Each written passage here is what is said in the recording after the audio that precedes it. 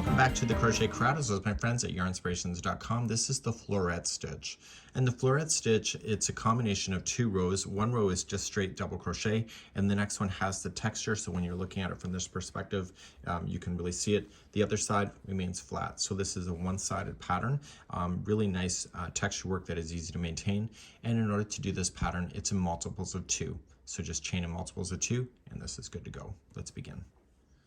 So let's begin, and we are going to chain in multiples of 2, so an even number essentially, and 1, 2, 1, 2, 1, 2, 1, 2, 1, 2, and 1, 2. When you're happy with the width, just stop, and you're ready for row number 1. Row number 1, we're going to start with the texture immediately, and we're going to go second chain from the hook, and I want you just to slip stitch into the second chain. It's almost similar to the crunch stitch, but slightly different. The next stitch here is going to be a double crochet.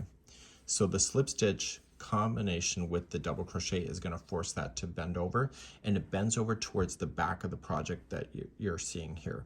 So in actual fact, you're looking at the wrong side right at this time. So we're going to slip in the next chain and then double crochet in the next. And you're going to notice this texture is going to immediately appear on the other side of the work. So it's going to be a slip and double crochet, and you're going to alternate between the two all the way down your chain. So please do that. And the stitch counts I gave you will always end and begin in the same way so that it's easy to remember.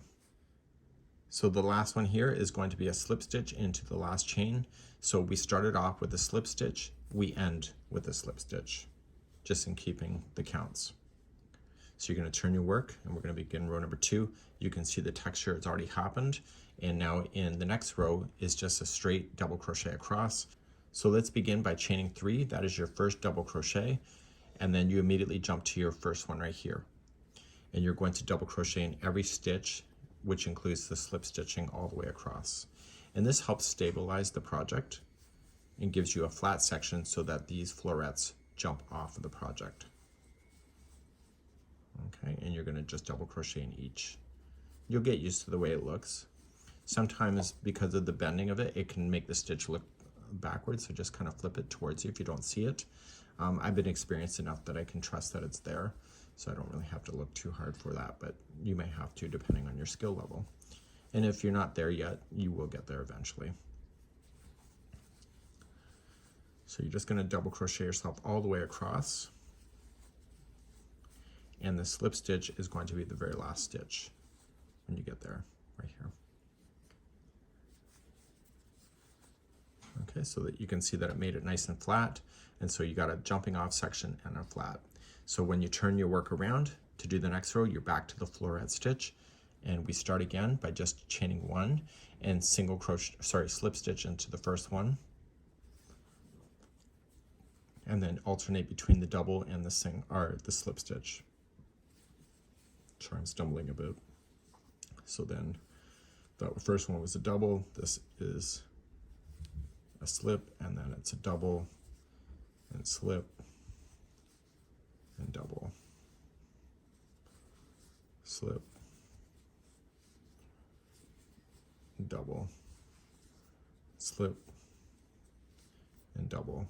And in the turning chain, it should be a slip stitch. Okay, so just go right into the chain. Don't go into a space like this because it'll stay open. So make sure you go right into the chain work, and therefore that's going to stay like that. You'll always see in double crochet that there's always a little gap at the end. That's just normal, and that's just a part of the experience.